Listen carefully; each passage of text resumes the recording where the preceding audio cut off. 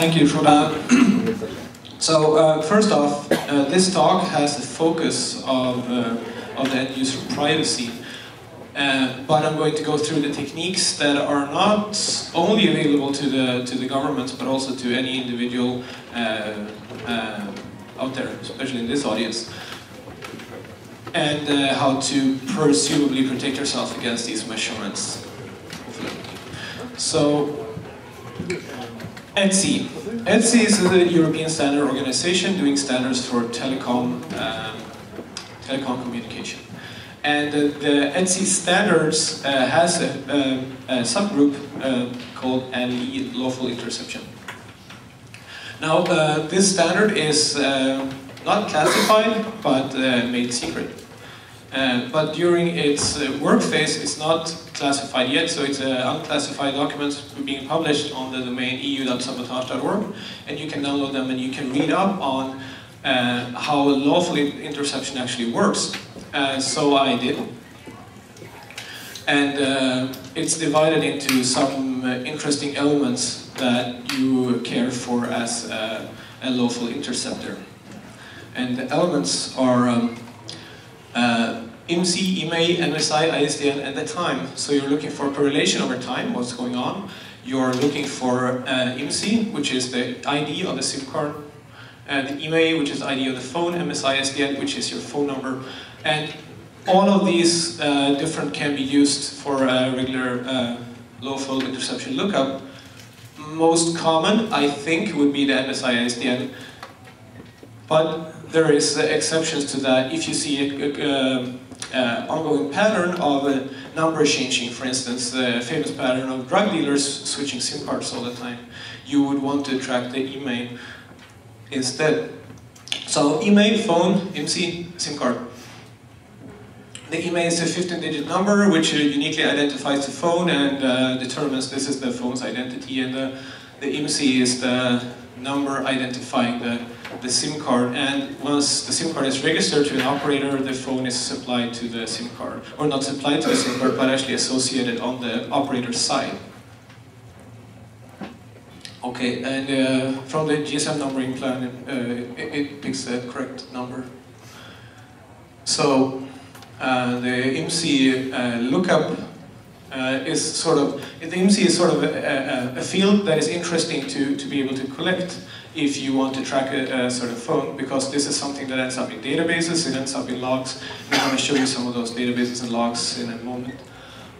And it has a country code, so you can determine what country the SIM card was bought in and what country the operator resides in. And then you have the operator part, three-number digit for the operator called the network code. And you have the mobile subscriber part, which is the unique number for that specific subscriber. In some countries and some operators, this is the same thing as your phone number. And so making lookups is scarily easy. And in some other countries they're not. America is one of the examples where they are on AT&T and T-Mobile and some other operators, I think. Going on. The ICC ID is less secret information, which you, by the way, would not see too much in the network, but you will see it on the box when you buy the device. It's like the serial number of the consumed device, and it has also a strict relation to the store you bought the device in, etc. There is a calculation engine on this domain name where you can calculate what, for some operators, what the IMEI the IMSI they probably have if they had. If you know the ICC ID. Let's say you're working in a store, you have the ICC ID of somebody, you can then correlate the IMSI number, the more interesting one. Okay, moving on. So, the network. Most of these GSM telecom talks we see, people tend to bring up these huge graphs and no one understands anything. I'm going to try to just include the details that are interesting. And this is also an example of a problem that occurs in lawful interception. I don't live in Sweden right now, I live in France, but I have a Swedish SIM card.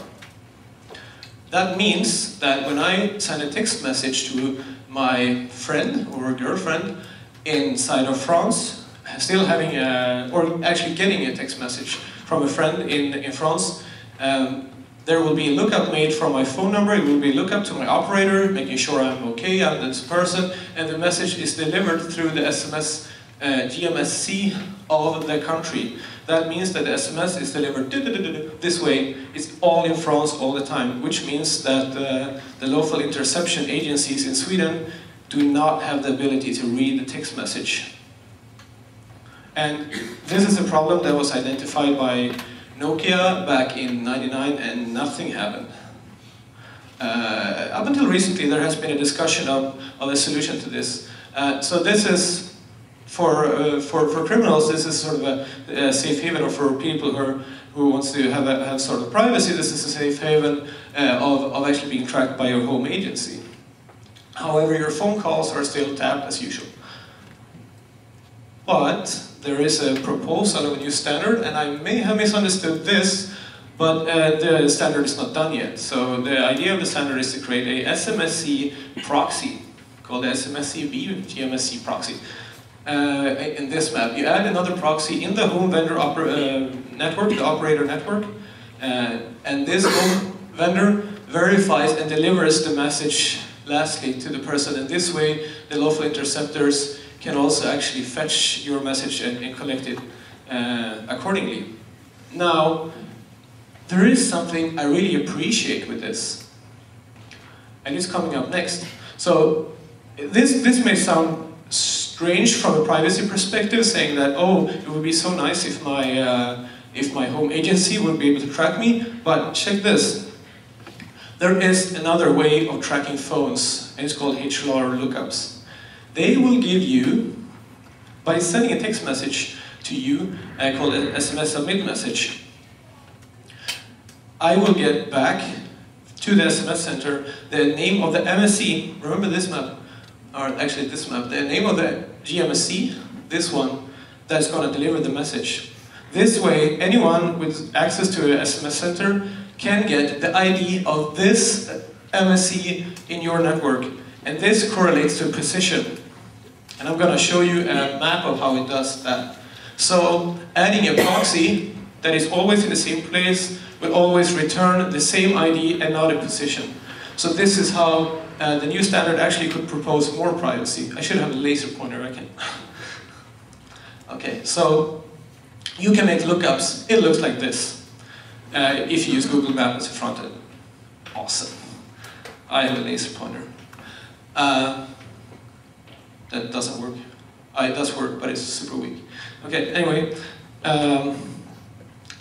This is my travel plans up until like 2 or 3 months ago. I was traveling around, going to some conferences. It's Hack in the Box, PlumberCon, some other stuff going on. pH neutral. Yeah.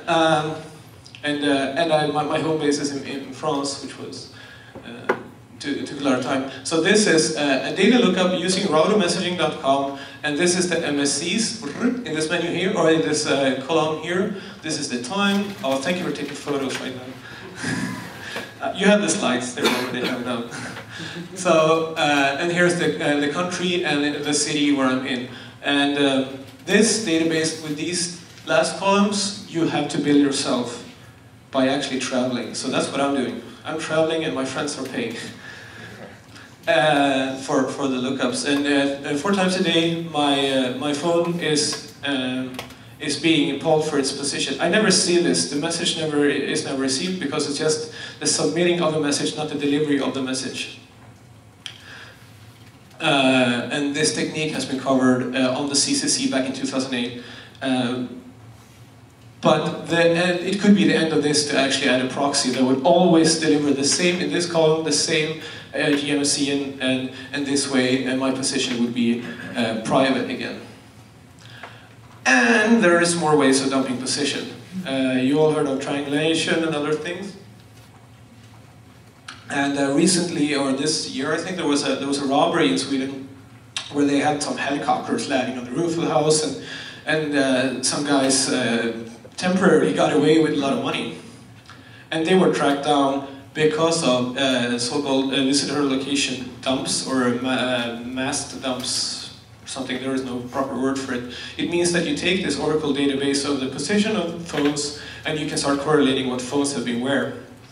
And if you know Swedish, I presume most of you do, that there is FUP, förundersökningsprotokoll, for this investigation where it's explained exactly how the information was correlated to be able to prove that they bought the same phones on the same day and they had it next to their regular phone, and being able to correlate the time and position for district, it managed to identify all the probable criminals. They haven't been convicted yet, so we'll see if that's the case, but it looks like it. So it's a quite powerful technique, I presume. So this is something you can do yourself.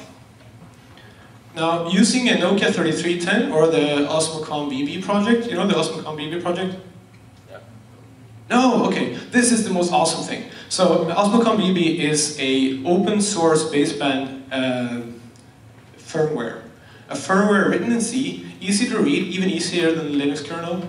And it's a firmware you can run on a Motorola phone. You can flash it there yourself, you can make your own applications, and you can actually be a part of the GSM transactions. This is the first of its kind. And before this, there was the Nokia 3310 hack, which was the debug mode on the Nokia 3310, where you got the broadcast channel messages. And so basically they do the same thing, so you can collect what's going on the broadcast channel. On the broadcast channel of your cell, all other phones will be announced with their IMSI. Now, a lot of people in this audience who think they know shit will say, no, there is only TIMSIs because there's a temporary identification. Now, I can prove you wrong, luckily. Here's a dump in Wireshark, where this is from PlumberCon, so in Vienna, where the phone is running in promiscuous mode, if you will. It's collecting information, and here is broadcast messages. Here is the IMSI of the other phones registered in the network. The difference in time here is like you get a couple of those per second, or not per second, like every 10 seconds or so. You collect more and more IMSIs on the network. And this way you can see and dump who is in that cell you're in. And doing this is cheap. I mean, getting a Nokia 3310 today is like €5-ish. I have like 11 of them. I can further explain why they are so awesomely lead, but and the games, I mean, Snake 2.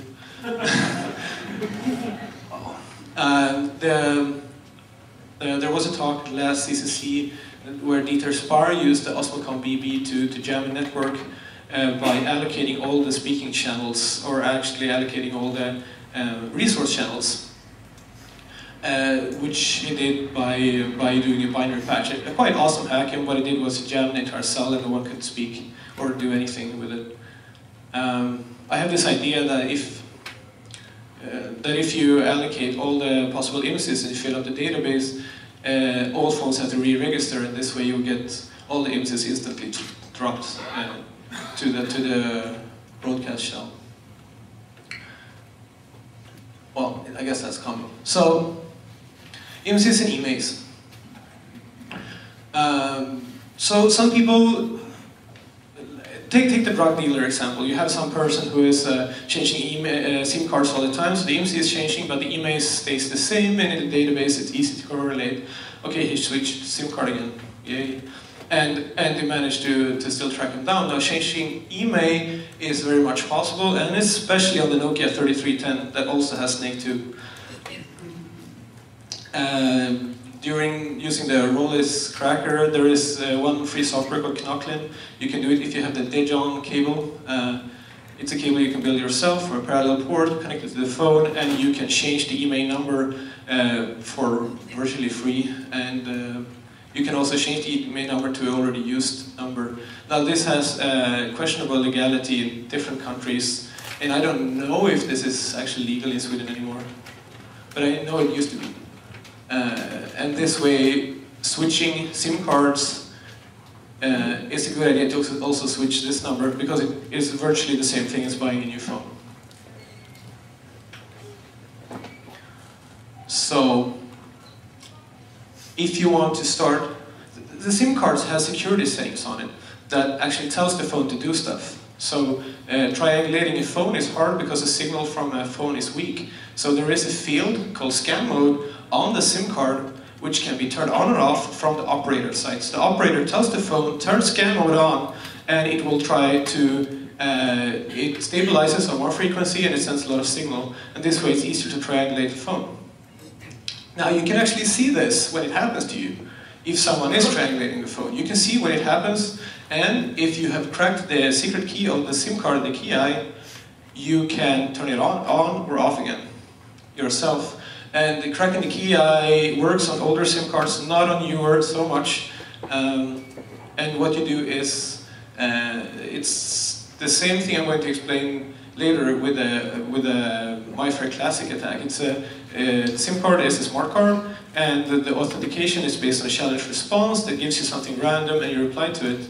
The random is actually the time it takes from power going into the SIM card until you make the request in Unix time format, and can be easily predicted. So making an stochastic attack takes about 1 hour.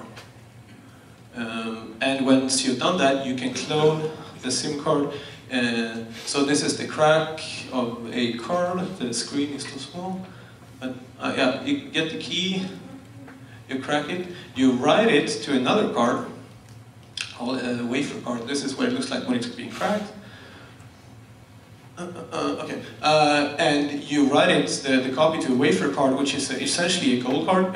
If you use a pirate decoder at home to watch football, people who like football usually have used to have these cards. It's a clone card or a shared card or something that they make a copy of a smart card.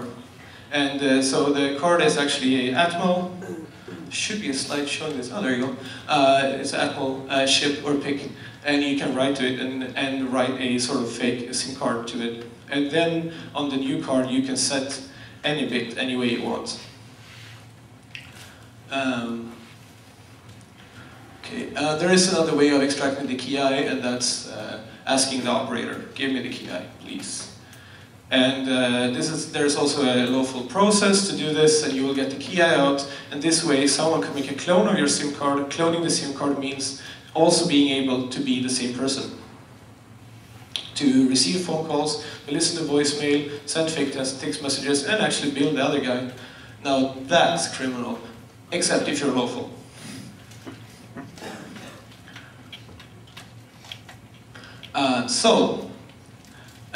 Prepaid SIM cards is widely available in Sweden, but the rest of Europe is actually shutting it down more and more.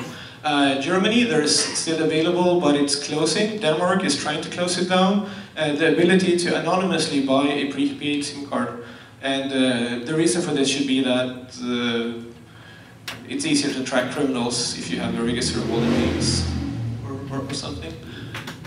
And since I live in France, it's almost impossible to get a SIM card without signing up. You show your passport, and your fingerprint, and DNA, blah, blah, blah, and answer the questions. But there is a retail market, so I bought this phone from a girl on the bus stop, and I got the SIM card with it. And this way, I think a lot of people tend to circumvent that system.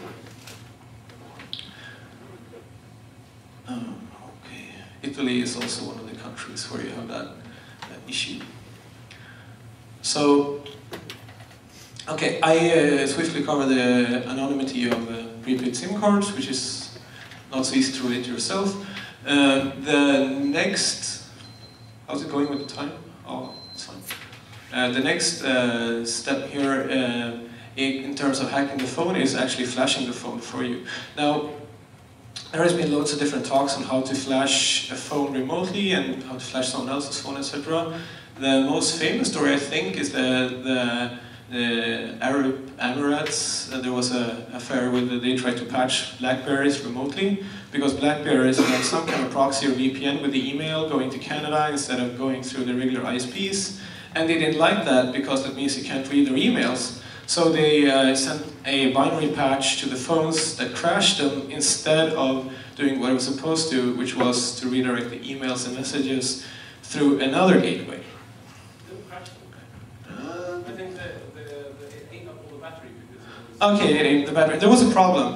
It didn't happen to me. I never had a BlackBerry and I never lived in this place. But I mean, it's a story. So I bet it happens sometimes, off and on. There is the famous underground stories about spy phones being turned off and spying on people and listening into people's rooms and stuff. And there is a real example of that, so it's not so much of an urban legend. The Nokia 3310 spy phone, which is a binary patch, initially was to the Nokia 3310, where if you press a key or you get a message to the phone, it will look like it's turned off. So it will blank the screen, and it will accept any phone calls going into it. And when you call into it, you can hear what's going on because it's on speaker mode and you hear everything going on. And there is no way of telling if the phone is on or off, except if you look on the look for the power consumption. Once again, Nokia 3310, cool phone, and it got snake.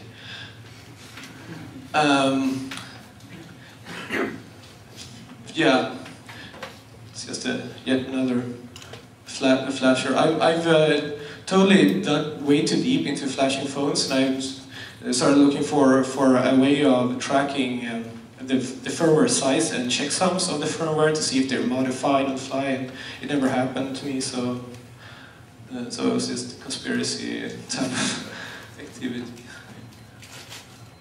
Now, there is something cooler to do, and it's been happening and it still happens, and that's hijacking the mobile data connection. There was an awesome talk at Hack in the Box this spring, when two guys from the MSec lab, they used the proxy setting of iPhone and Android, and they changed it remotely. And they changed it by sending a configuration file to the phones, which the user had to accept. But before sending a text message saying, there will be a configuration sent to you, click this link, yada yada, do this, and people do it, and eventually you get a proxy setting to your phone, and it doesn't sound too dangerous having a proxy setting, but it is, because it means that everyone who is, or the person maintaining the proxy server can read your data. And they showed some examples where they stole Facebook and Twitter accounts through the apps of the phones. And I'd say it's quite impressive hack, and this way you can collect TCP data. Now, okay, how do you protect yourself against that? Well, don't accept updates, don't accept... Because there was, the way they showed it, there was no way of telling, because iPhone cannot handle or verify certificates. Or it handles certificates, but there's no way of seeing the ID of the certificate. You see the issuer. And if there's a self-signed certificate saying, I'm Apple Inc., okay. So, and the Android phone had a really similar problem. Android phone also had the problem of having a store where anything can end up. So, you know, the protection from all of this is like, okay, total paranoia, drop the phone, all that. But what's actually most important is not to give out the phone number to anyone if you intend to keep your privacy. If you tend to keep it on all the time and keep it with you all the time, then don't give out the phone number to people you don't really trust. Because you get tracked, or you can get tracked. You can get the lawful part, and you can get numerous other attacks. If you change your SIM card to another one and switch number, also make sure that you have another email number, either by buying a new phone, which is not too expensive, or by changing the email. Yeah, yeah. So for the privacy part, try to keep track of what phone you use for what. And do try to use phones, but be really, really careful. And try to read up on the news, because things change now and then, and things happen too. So, okay, giving out your numbers, don't do it. Don't accept updates unless you made the update yourself. And Also, using a prepaid card in a foreign country is today trickier or quite tricky to track if you're communicating through text messages. That's basically it. Do you have any questions regarding this? Because then we'll just go on to the RFID and RKF hacking.